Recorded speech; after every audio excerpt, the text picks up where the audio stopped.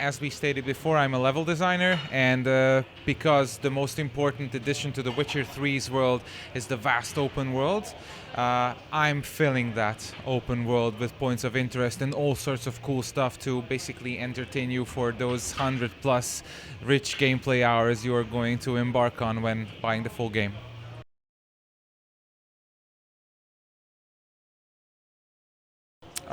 Basically designing a grid system for all the points of interest to make sense, be consistent, the distances between them, and to fit with an environment and be a valid habitat for all the monsters and people to live together yet have distances. To figure out this system, basically that was the biggest challenge, I think.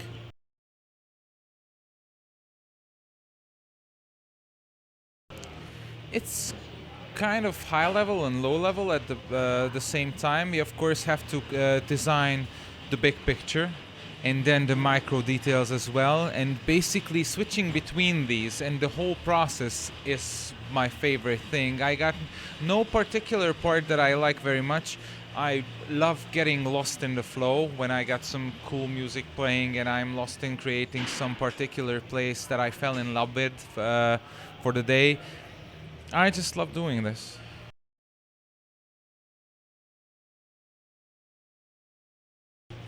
We have all these subtle ways to direct players, basically, and we have a lot of people with a keen eye for that. Like, of course, the best tool is to actually go hiking and pay attention to nature and how people make paths to direct not players, actual people from not getting lost.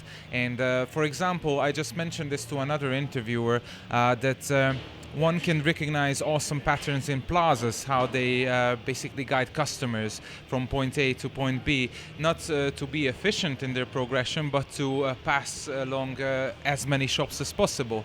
If you realize this pattern and you see how they do it, you can employ basically the same tactics to get players to get where you want without actually limiting their movement.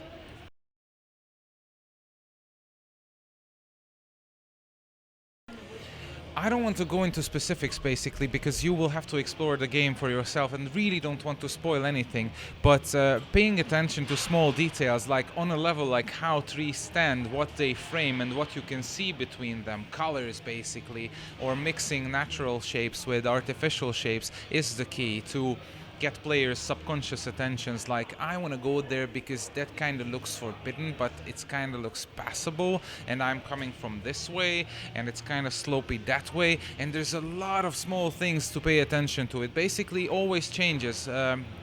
Based on where you are in the actual world. So I couldn't pinpoint like a specific rule or a specific thing that you have to place on levels. It's always different, but it's the small things.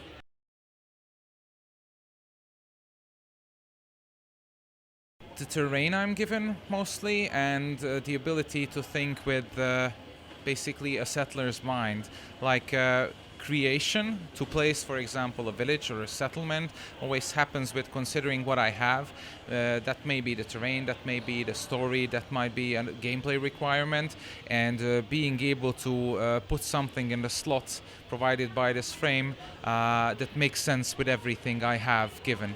Like for example, if I have a river where would I put like a settlement that makes its living by fishing? Of course, a river is an easy task, but what if I have it like somewhere upper because the terrain provides a possibility to place houses there? How do I solve how the people get down to the river, whatever like that? That's a very, very interesting task.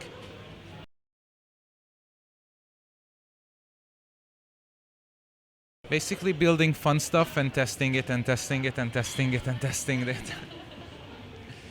I might find it funny for the first time and cool to explore, but in the long run, if it's like causes a certain amount of discomfort, then I have to review my initial idea and rebuild it. So yeah, I really have to get back to stuff I created, and or have other people look at it basically, and be able to.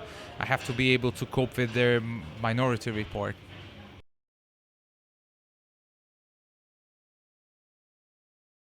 Oh, I really love the Fiend. I think it's gorgeous. It's big, powerful, comes at you, can smear you up the wall and everything.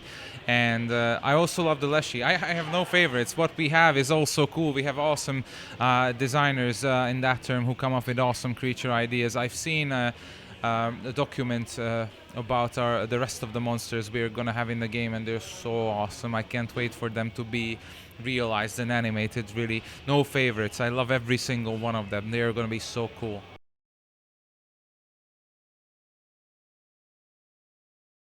Well, the location, it's always the contrast of things that's most entertaining for the players, I guess. For example, during the presentation, you might remember the situation when you visited the ruins, right? And were you part of my presentation?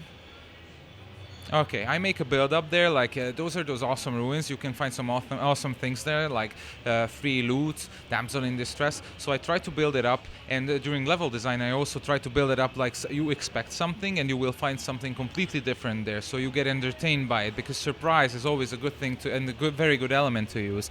So maybe you use a castle, and you expect something like a treasure on top or whatever, and you use a monster that comes up behind you when you're walking towards the castle, or something else like an underwater cave, and you find some monster that usually lives on dry land but got captured because something collapsed under him above ground, and things like that. So I think this is the best thing to use when designing encounters, like the surprise. Of course, people can get used to the surprise, then you have to come up with another kind of surprise, and because we have a huge world, we'll have to come up with an insane load of surprises if we want to get players entertained. But yeah, it's a tough job, but someone's got to do it.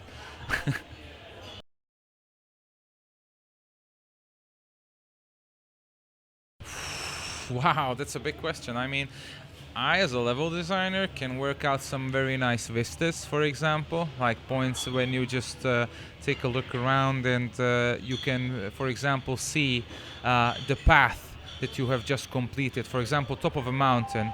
Reward can be a point when you can actually observe your previous progress, that you have conquered all that, and you have climbed all that height, and you're on top of it, and nothing really has to happen. You just on top of this, and then you remember all the things. Maybe you even can recognize like a clearing in the forest from above that you fought an awesome monster in, and by seeing it, that you know the awesome amount of cool stuff that you just did, and you just stand there. Yeah, I did all that. So as a level designer, I can do this. Other than that, on the gameplay perspective, there's tons of things you can do, like subtle things like the sound effects that emphasize that you got something. Like, you remember the reward sounds from Final Fantasy VII, for example, when you defeated something, or won a battle, or Super Mario, the blink sound when you get a coin. All these are things that you don't necessarily remember as a specific things, but they all add up to the experience. And of course, there are those things you actually get for the fight, the balanced out money reward, the trophy you get, and the extras you get from the trophy, like the magic boost or whatever. Millions of things can help achieve a feeling in the player that I got something out of this. The completion. Basically, why The Witcher 3 is the final episode in the series. Everybody kept asking me, like, why is this the final part? Why don't we continue it? And I told them that it's a personal opinion, of course, but a story is good if it's complete. So actually finishing a game and not having a sequel after it, and having an end sequence that kind of closes it, can be a reward as well.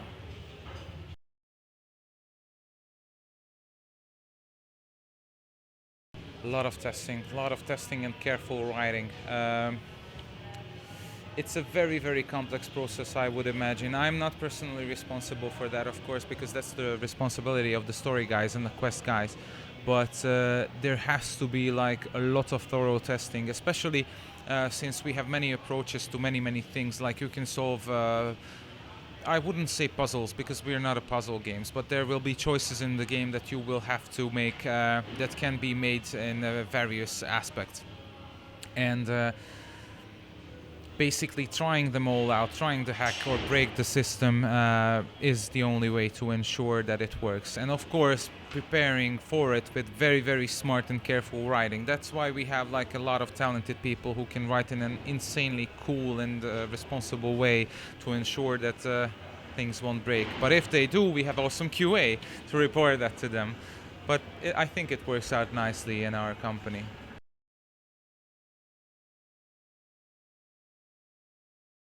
Depends on what I have to do. If I have to do something entirely new, I try to get inspiration. Maybe I start doodling, maybe I ask other people, maybe I browse the internet for interesting images. But if I have something specific, like I have to solve a task for, let's say, a gameplay requirement, I have measures for that. And for that, I go to the editor, of course.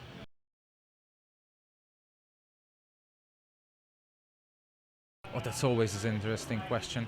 It's basically the only thing that's at our disposal is the philosophy that we want to teach players what they need to know for the game, and yet want to make it not a nuisance. So it's something you need. So and we always try to imbue it in the story. So it's kind of comfortable. So it's not a tutorial that something flying Koopa flies over in a floating cloud and you need to press the button X to execute an action. That's not helping the immersion. We want to maintain, of course, immersion. And it was kind of a nice job done in The Witcher 2. I really like that arena.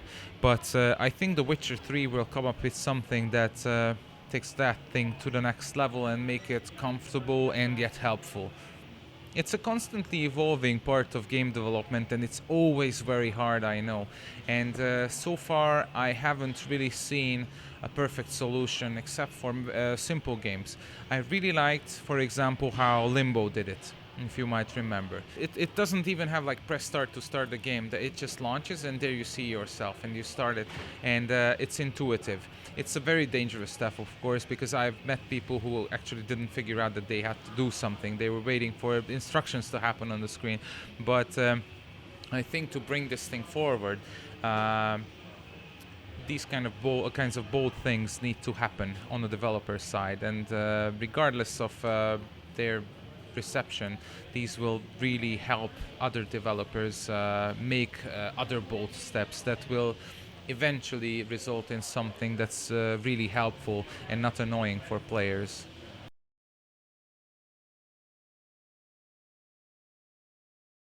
Well, we have to prepare for all players' actions, basically.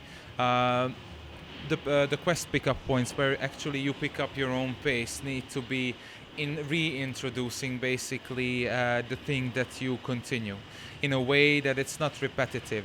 Like if you pick up a quest in the middle of the quest, again, it shouldn't be like forced on the player, the character you're talking to actually retelling the whole story, yet it must establish a connection. There are many subtle ways to do this. Maybe storytelling through colors, Schindler's List. The red jacket basically instantly helps you make a connection with the little girl, of course, and pick up where she's from, whatever. It's both subtle and very straightforward. We can also use this. Dialogue also helps because that's the most descriptive thing. Visuals, flags, banners, anything that basically helps you identify things that you've seen in the past. Need to be like logos of famous companies, very straightforward, simple, recognizable, but not too pushing. There can be millions of things what we can use. What we have to maintain is basically the diversity, so you don't get bored by these elements.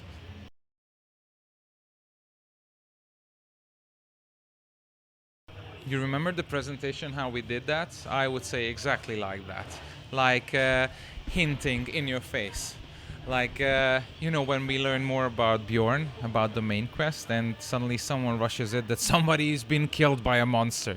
And that's a cool way. That's pretty straightforward, but I think it works. And it's something unexpected because side quests usually don't happen like that. Side quests in other games are usually picked up like, I want to earn some extra XP, money, item, whatever. So I'm gonna pick up the side quest willingly, knowing that it's a side quest. And we are really trying to blur that line because I think it's very interesting. You will not even recognize that it's a side quest. It's just something that's not connected to the main plot, but it's equally interesting. It just finishes sooner.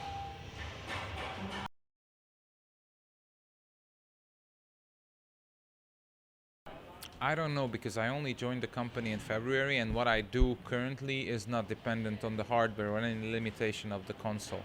so I couldn't answer the question. For someone else, it's probably a big ass nuisance. Because developing for something new is always a challenge. Let's say challenge, not nuisance. Uh, but it also enables us to use some awesome things. I mean, every time we get a new console, something amazing happens. That's why we have these conventions. That's why there's millions of people coming to it, and it's not like, oh god, not again, new console, let's wait until it gets refined. So it's a new thing, new possibilities, always, and it's always something awesome. And yes, it has its challenges, but it's really worth it. I mean, come on, look at the previous generation's progression. Like early in development, we had things like 99 Nights, which we were amazed by because of the multitude of characters displayed on screen. Now take a look at it, it looks ugly. But the games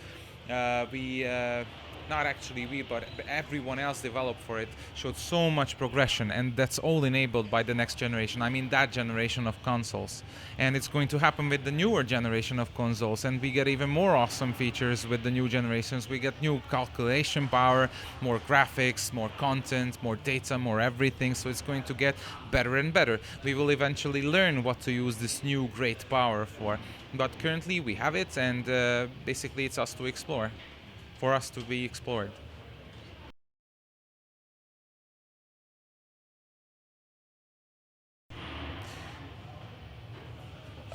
All the things you have to keep in mind. A small game is very small and easier to make consistency, yet the definition is harder to make that small consistency enjoyable as a package. Because as a package, it's much more easier to recognize for the player, and if you break the idea, the whole thing is broken.